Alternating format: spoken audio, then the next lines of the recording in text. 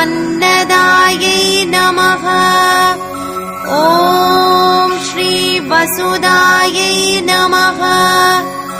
ॐ श्री सचामर रमावाणि सव्यदक्षिणसेवितायै नमः। ॐ श्री कटाक्ष किङ्करीभूत कमलाकोटिसेवितायै नमः।